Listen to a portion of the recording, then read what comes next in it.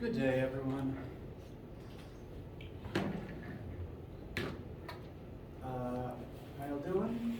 And does anyone have any questions, needs, concerns, etc. today?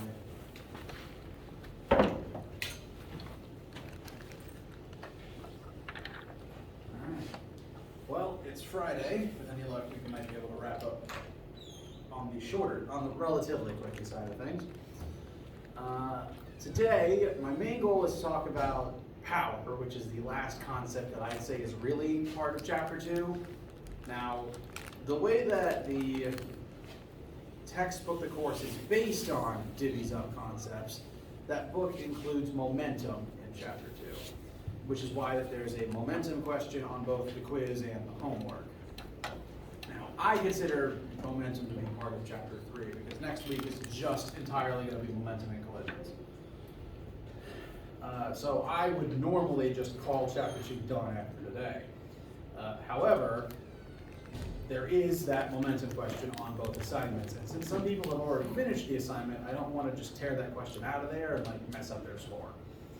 So I'm going to say that we are at this point all basically done with Chapter 2. But if over the weekend you are working on the homework and the quiz and you find that momentum question and you don't know what any of it means yet, that is okay, because momentum, I promise, is next week.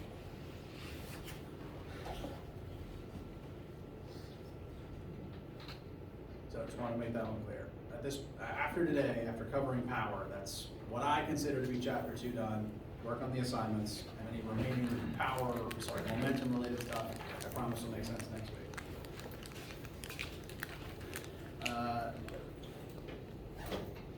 Other than that, again, main goal today is tie together the things we've been doing, force, work, energy, etc., and make sure you have power defined in your notes. Once again, anyone need anything before we get started?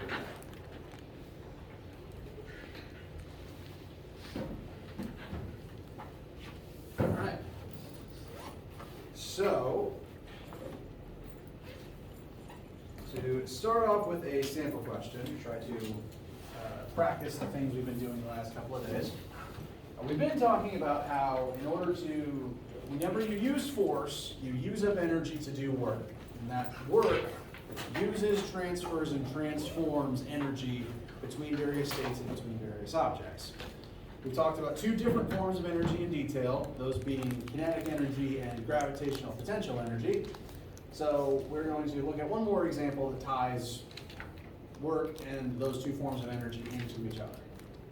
So, situation, we have a 10 kilogram bowling ball, and we're going to launch it straight up in the air.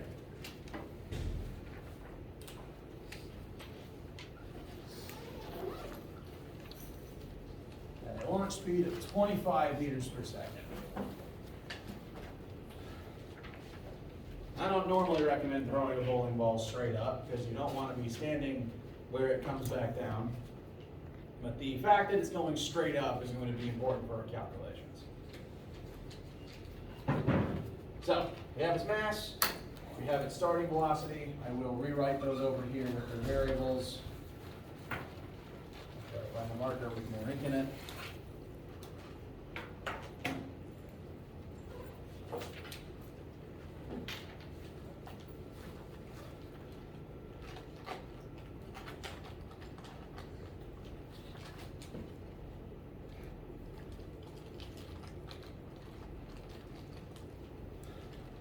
Those are the two numbers that we are given to start with. So, first question, how much kinetic energy does this particular bowling ball have when we first throw it at the beginning stage?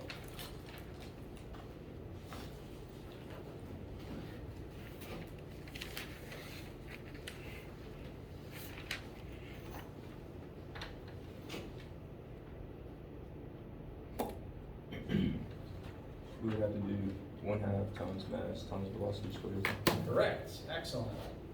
Kinetic energy formula, 1/2 mass velocity squared. In order for something to move, for an object to move, excuse me, it needs to have kinetic energy. So to throw this, we had to do work, give it kinetic energy, and that's what allows it to move. We know the mass and velocity, so we are set to solve for a number here. 1/2 times our mass. We were given 10 kilograms, which is great. We don't need to convert anything. It's already in the unit we want. Velocity is 25, and make sure that you are only squaring that velocity when you're putting all this into your calculator. If my memory serves, this should come out to be 3125. What would the unit be? Excellent. That's the unit of energy that we like, and this is a form of energy. So, we impart 3125 joules of kinetic energy into the bowling ball. That's a pretty significant amount of energy. That's more than one, it's definitely more than one donut's worth. So, first part done. Next question. To what height will the cannonball rise? There's more than one way to figure this one out, so I want to know if the goal is to find the height we rise to. What are your first thoughts on how to arrive at such a conclusion?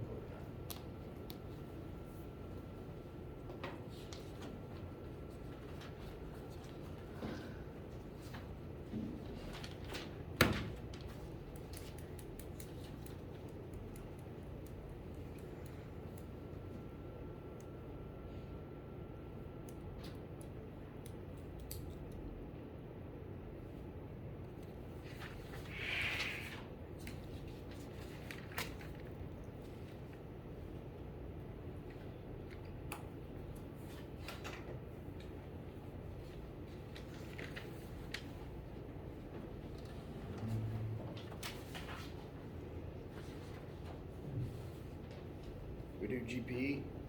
We can utilize GPE. So, as the bowling ball rises, what's going to happen to its kinetic energy? It's gonna slow down or get smaller. Exactly.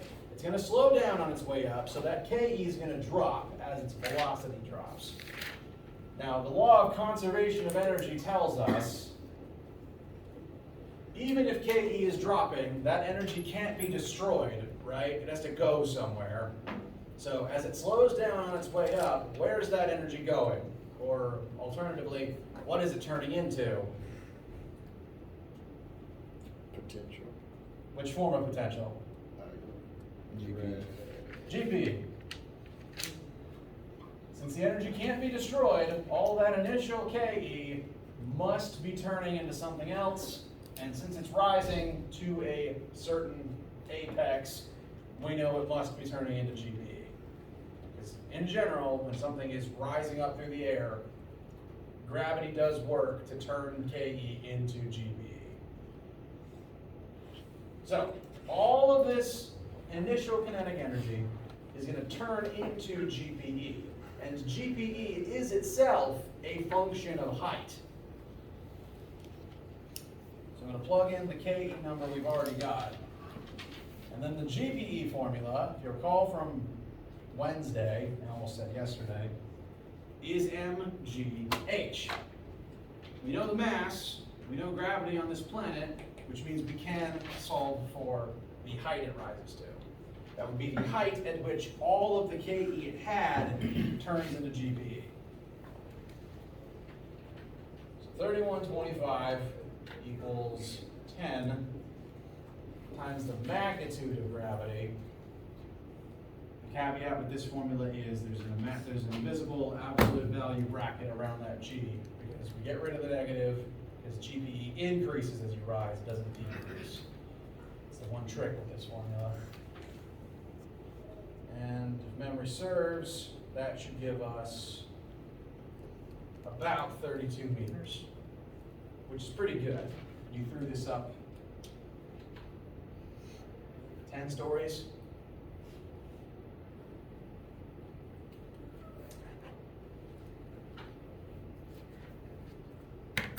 So that is absolutely one good way to figure out that max height using energy considerations, using your energy knowledge and formulas. And honestly, that's how I would do it when presented with the the questions here in the order that they were asked. We figured out the KE, we can turn it into GPE, and find height from there. Now, before we move on, I do want to demonstrate that this is not the only way to do this particular question. Often in this class, there's more than one route to get to a correct answer, and it's because all the concepts and all the formulas are all related to each other. So the old ways we would describe this, because we've talked about rising objects before, those old methods still work. Namely, I would draw your attention, as an alternative method, I would draw your attention to Fantastic Four Formula 4. Because this also describes what's going on here. As the ball rises, it's accelerating due to gravity, and its velocity is changing as it rises. Its velocity is going to change from 25 to 0 at that maximum height. And we can use this to get the same answer, as it turns out. Just to prove how that works, 0 equals 25 squared plus 2 times negative 9.8 times delta y. Work this all the way through, you would also get 31.9 meters. So all the old stuff is still valid. As I teach you new things, the intent is not to push the old things out of your brain. It's all connected.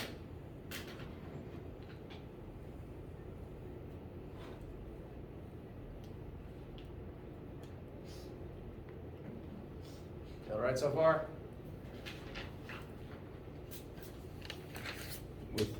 With what we have right now, will we be able to find the time that it was in the air? Yes. You need a formula with T in it, and you have several good options. I would say formula 2 or formula 3.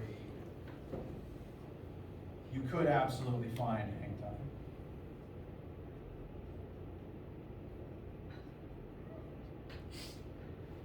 Because neither of these, you know it's going to accelerate because of gravity. You know how much its speed changes. You knew its starting speed. At this point, you now know where it rises to. So either method, you could definitely find hang time. So formula 3, you could also use. You just need to know time first. I prefer 4 for this because it saves that step.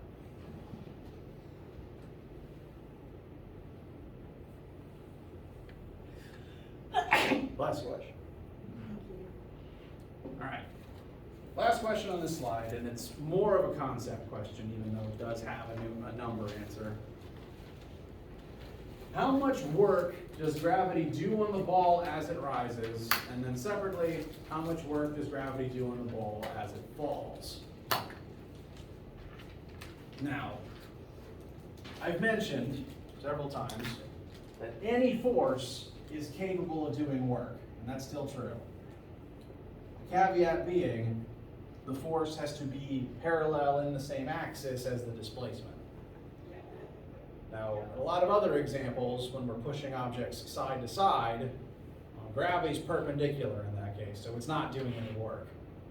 But in this scenario, since the object is rising and will eventually fall, the displacement is vertical, parallel to gravity. So in this scenario, gravity is doing work. The force of gravity does work as the object moves through the y-axis. And the amount of work that gravity is doing, it is the weight times the displacement. The force of gravity would be the weight of the object, the force gravity exerts. I'm actually going to fill that in real quick. Whoops. And force of gravity, if this is specifically the work done by gravity, would be the object's mass times 9.8. That is the force that gravity exerts. That actually makes this the same formula as the GPE formula. And that's not an accident, that's on purpose. That's because the GPE that an object has represents the work that was required to get it up there, but it also, in this specific case, represents that gravity had to do 3125 joules of work on the bowling ball to turn all 3125 joules of kinetic energy into GPE.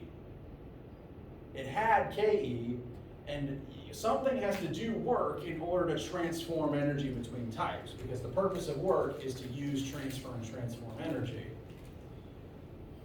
The work done by gravity is what transforms this Ke into this GPE. And then likewise, on the way back down, gravity continues doing work to turn the GPE back into Ke as it falls to the ground. So gravity does do work, but only while moving in the vertical axis. And it's able to flip-flop GPE and Ke back and forth.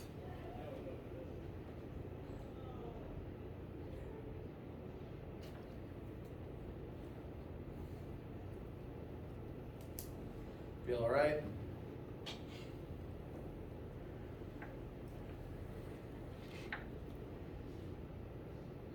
Okay. Any questions at all before we now address the last new concept that I would call part of chapter 2? So is that all you have to do for work to solve the third question? Yes. Like we know the height, if we wanted to recalculate the number again over here, the m times g is the weight of the ball, which would be 10 times negative 9.8. And we've already solved for the delta y, the change in height it's going to have. So we would plug in that 31.9. And interestingly, on the way up, the work of gravity would actually be a negative number, implying that gravity is taking energy out of the kinetic state and putting it into the potential state. So it would give you negative 31.25 this way. Again, meaning that it was working to slow down the object. But note it is the same number, because it had to do this much work to transform this much energy. So that number would be the answer for 3? Yes, specifically it's a negative number as the object is rising, because the force of gravity opposes the motion. An interesting thing happens on the fall though, because on the way down, suddenly the displacement becomes a negative number because you're descending, meaning the negative would cancel out, and suddenly on the way down, gravity is doing positive work because it's giving Ke back to the object and making it move more. So it would be negative for rising, positive for falling. Correct. Okay. Whether work is positive or not depends on if you are contributing to the motion or subtracting from it. A train's engine does positive work to make the train move forwards, whereas when Mr. Incredible jumps in front of the train to try to stop it, he is doing negative work to slow it down.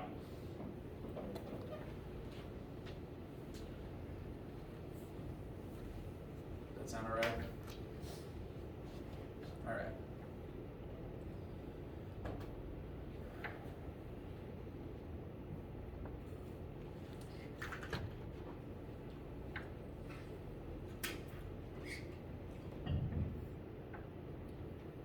So, last new concept that I consider to be part of chapter 2 is the notion, the physics definition of the term power. Now I'm going to explain why this is important before I go into the actual physics definition. We've been doing a lot with the work formula recently. Work is force times displacement. And I want to point out a flaw with the work formula to explain why the power concept is useful. Work is force times displacement, meaning if you know the force that something exerts and you know how far it pushes something, you can figure out how much work something does. So now, I am physically capable, it's not easy for me, but I am physically capable of exerting a 100 Newton force and pushing an object the entire width of length of a football field. I don't like it, I wouldn't do it voluntarily, but I could. Now a tractor could exert the same force for the same distance, and it'd have a much easier time performing that particular task, because it doesn't feel pain and it runs on gas. But, just based on these numbers, the force exerted and the distance it's exerted over, the work formula would say that I am equally as impressive as a tractor. Does that sound right? No. This formula alone says I do the same work, I accomplish the same effort as the tractor does. But that in no way, shape, or form gives you any idea between which one of us is more impressive, or which one of us had an easier time doing it. It's the tractor. You're not going to offend me, it's the tractor. That's where the idea of power comes in, because power actually can take into account how easily something is able to do a certain amount of work. Or more specifically, how quickly it's able to do a certain amount of work. Because the tractor's going to beat me in that race, hands down. The formula for power, just to use it as a description, power equals work over time. It is the rate at which work is accomplished. If you're able to do, in this case, again, if the tractor and I both exert the same force for the same distance, we would do the same amount of work. However, you'd expect the tractor could do it faster. There's no question about that. And therefore, you'd plug in a smaller amount of time for the tractor's attempt. Smaller time on the denominator gives you more power on the left side. So, same work, but a smaller amount of time, tractor's more powerful. Additionally, if you accomplish more work in the same amount of time, that's also more power. So again, this is how we quantify how effective something is at doing work. Whereas the work itself, multiple sources can do it, and it just may take different amounts of time. So, power is a new variable. I want to make sure to define everything you need to know about it. Power is the rate at which work is done, which is why in the formula it's equal to work over time. It is a rate. It can also be thought of as the rate at which energy is being used. I'll explain more about that in a second. The variable for power, like if you're looking at a formula and it has power in it, that variable is uppercase P, which makes sense. And it is measured in units of watts. Now when you hear watts, where does your brain go? Light bulb. Light bulb. Honestly, that is definitely the place where most people hear the word watts, absolutely. But for that reason, I'd say most Americans think of watts as just an electrical thing, but that's technically not true. Now, watts still describes what's happening in light bulbs perfectly. Say you buy a 30-watt light bulb. That means if 1 watt is equal to 1 joule of work performed every 1 second, that means that light bulb needs 30 joules of energy every second to remain active. Whereas a 200-watt TV needs 200 joules of energy every second to remain active. So the TV contributes more to your electric bill. So why doesn't it ever turn on? The light bulb? Wait, you say that again? Like, I know after a certain amount of time it will die, but why doesn't it die right away? Okay, so like, you're talking about when the light bulb just dies for good? All right, so the power, the wattage, the power requirement represents how much energy it needs to be in the active state versus the inactive state. That is technically separate to when the bulb just breaks. If it doesn't get enough power, it just doesn't turn on, like it's not plugged in. Eventually, if it's a filament light bulb, the tungsten filament just corrodes to the point where it can't do its job anymore and it breaks. That's separate to this. Did I answer the question? Okay, cool. So, watts refers to all power, not just electricity, but the way it's described in electricity is a perfect description. It's the amount of energy, it is the amount of work that the object can accomplish in a certain amount of time. But again, it can also be thought of as the amount of energy it needs every second, because higher power appliances need more energy to remain active. I'd say the biggest offenders in most houses are refrigerators and the air conditioner, which is why during a power flicker, those are the first things to die. During a flicker, not a full outage, but just a flicker, your lights dim, but they usually stay on, because they're low wattage, they get enough juice to stay active. But everything else cuts off until the flicker ends. Does that sound familiar?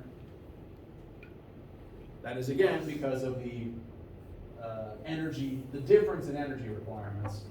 The more watts something has, the more energy it needs every second to stay active. And that's why out of all of your devices, a light bulb is the one that's easiest to power with one of those little hand crank chargers. Let's see. So watts is not just an electrical thing, but it does describe what's happening. Watts measures the same thing as the imperial unit of horsepowers. I'd say that you've probably heard horsepower used in terms of like machine performance more than you've heard watts. Watts, you usually only hear it for light bulbs most of the time, even though like your laptop and your fridge do come with a wattage somewhere on their product information. But in terms of like working machines and cars and tractors, you tend to hear horsepower. And they measure the same thing. It's the difference between feet and meters. 1 horsepower just happens to be about 745 watts. Fun fact about the unit of horsepowers though, it's not the actual power output of a full-grown racehorse or even a full-grown workhorse like a Clydesdale or something. It is the historical power rating of a mine pony. A pony who would pull coal cars through mine tunnels. So it's secretly a pony power, and it's probably not even worth half the power of an actual full-grown horse, because ponies, less muscle density, also probably inhaling coal dust. I don't know if that's a fun fact or not, but it's a fact. It's a fact at least. I thought it was interesting. When I would teach like middle and high school students and I'd tell them that, I would do a lab with them to let them figure out what their horsepowers were. And they were always excited when it was one horse, like if it was 1 or more horsepowers, because then like, oh, I'm as strong as a horse. And then I had to break the news to them. Like action. That's pretty cool. I didn't know that. Okay. Now, one problem with the unit of watts is it is abbreviated to capital W, which is frustratingly the same letter we use for the work variable, because English physicists ran out of alphabets to steal from a long time ago. At least European physicists did. Now, there is one way to know when something is talking about one or the other. And if the W is in a formula as a variable, it will only ever mean work. Whereas if the W is used as a unit next to a number, then it's watts, units of watts. I still appreciate it can be a little confusing, especially at first. So I will always make sure to say it all out loud and try to make it make as much sense as I can. But I want to at least acknowledge it up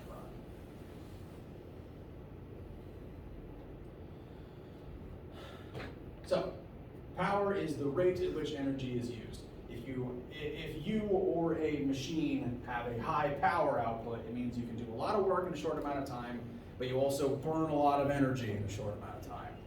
Which is why when you're doing high power requirement tasks like running and sports, you usually get real tired afterwards and need to eat.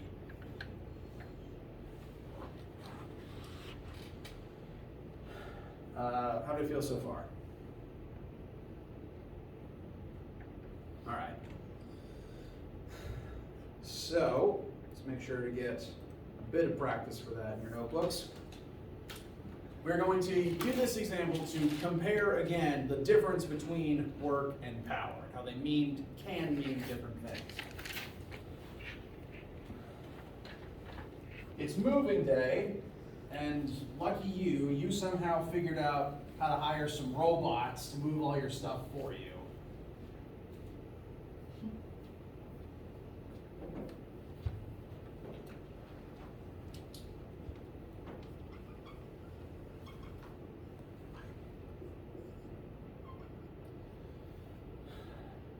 You've got two robots. They're each going to carry two different mass boxes.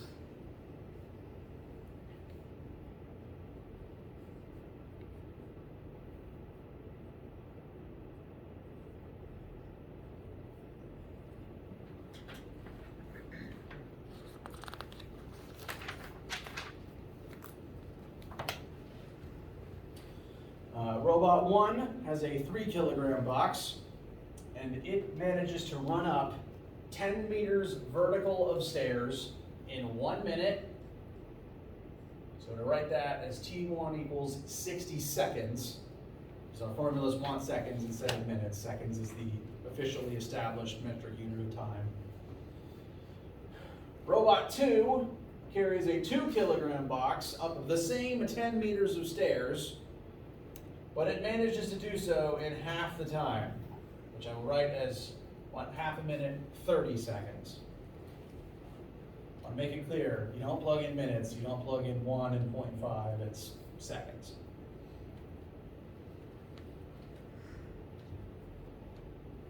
So, with the information provided, start off, which robot does more work?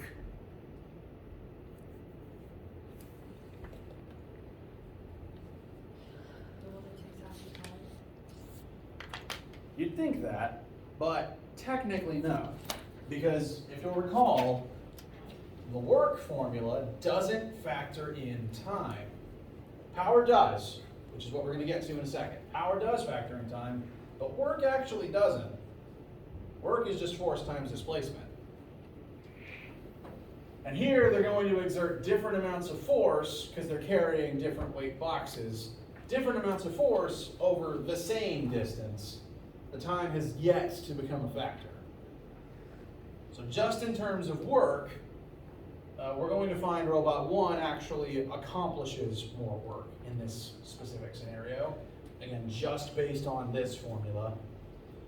Work 1, the first robot is exerting a force equal or greater than the weight of 3 kilogram box.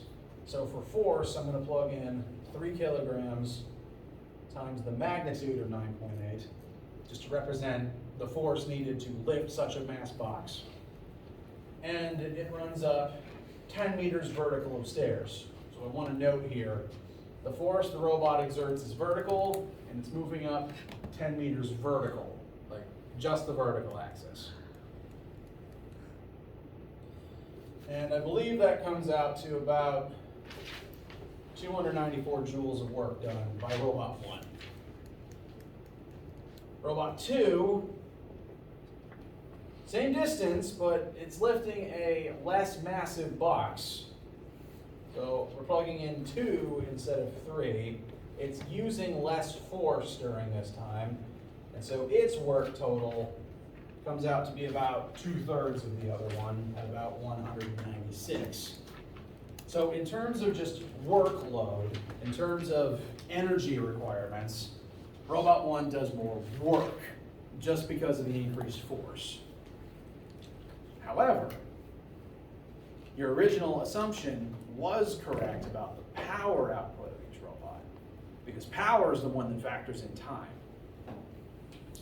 So, we've got the work of each robot. Next question, which robot has a higher power output? Power factors in time by taking the work and dividing it by time. It's the rate at which the work is done. So power 1 would be robot 1's work of 294 divided by 60 seconds, whereas robot 2's power score would be its work of 196 over 30 seconds. Robot 2 is able to do 2/3 the work in half the time. which is ultimately going to give it a bigger power rating. I believe it comes out to 4.9 watts for robot 1 and about 6.5 watts for robot 2.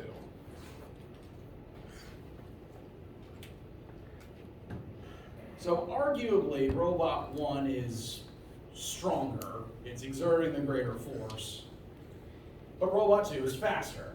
And it turns out both of those things contribute to power. As far as power is concerned, both strength, force output, and speed are equally important. And robot 2 being twice as fast was more important than it being only 2/3 as strong.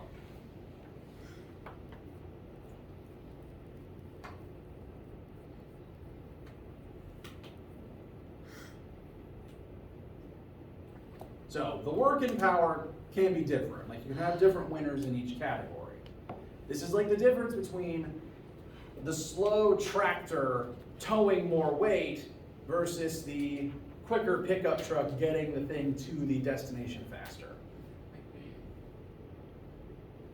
All this to say, again, as far as power is concerned, both strength and speed are equally important. I mentioned from time to time how I learned physics through my Taekwondo instructor as a kid. And this is one of those lessons that I learned through Taekwondo because in my sparring matches, the opponents I had the hardest time beating were the fast ones, not necessarily the strong, like the physically muscular strong ones. And interestingly, because Taekwondo benefited by a low center of mass and being fast, most of the people who beat me were women. Low center of gravity and fast. So if someone is speedy, never underestimate them. For that reason, just want to make sure this is in your notebook too. There is a variation of the power formula that is also worth writing down because sometimes it's handy. Power is still work over time, I want to make that clear, but simultaneously it can also be force times velocity. Again, it depends on both strength and speed. What are the things that are over that mean? Those actually represent that both power and velocity are vectors.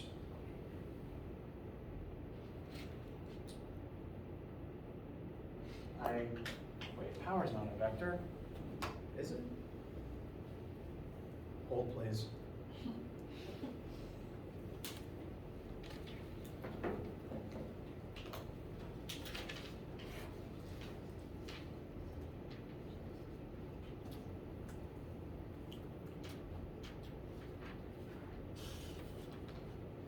Okay, power is a scalar. That makes more sense to me. So I don't know why that line is there. That's a typo. So I apologize. Technically, wait, no. Yeah, I'm not sure why these lines are here, because these underscore lines represent that force and velocity are vectors. So I don't know what the overscore lines actually are. So I'm sorry, I don't actually have an answer for that. I don't know. Yeah, I'm not sure. I'll have to look into that.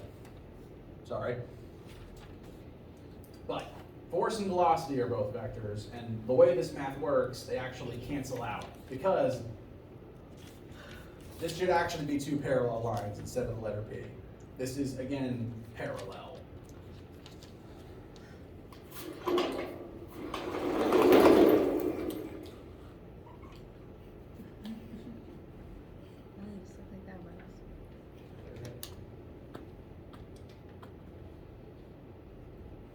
Now the reason it's parallel is actually because of the work formula. I'm actually going to start from this formula and turn it into this one to show how they're connected.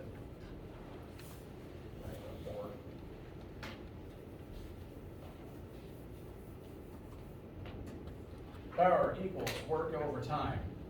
Work equals force times displacement. Specifically force parallel times displacement. And change in displacement over time is velocity. So it is literally the same formula twice. It's just someone made this connection. And this is where it's supposed to be a parallel sign. That is why in the second version of the power formula, it specifies the force has to be parallel to the velocity. So this version of the formula is useful for like car engines, because the force it exerts is parallel to the velocity, the speed at which the engine is making the car go.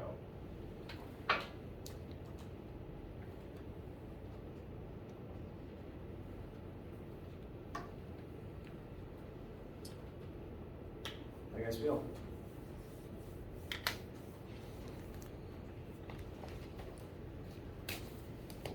Bless you.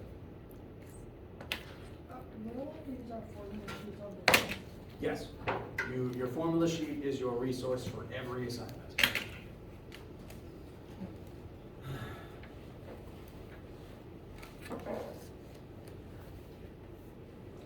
That's actually everything I wanted to get through today. So that should be all the info you need to actually do the homework. So work on the homework over the weekend. Again, you don't have to have it finished, especially because there's that one momentum question that you may not be able to do yet, which is fine. Does anyone have any questions, needs, comments, concerns, etc.? What's the lab about? The lab is friction and the work done by friction.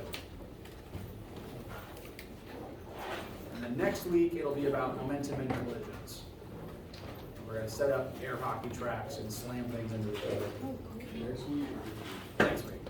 You got excited for a second. Next week, I still got to get through a day of momentum and make sure the lab makes sense.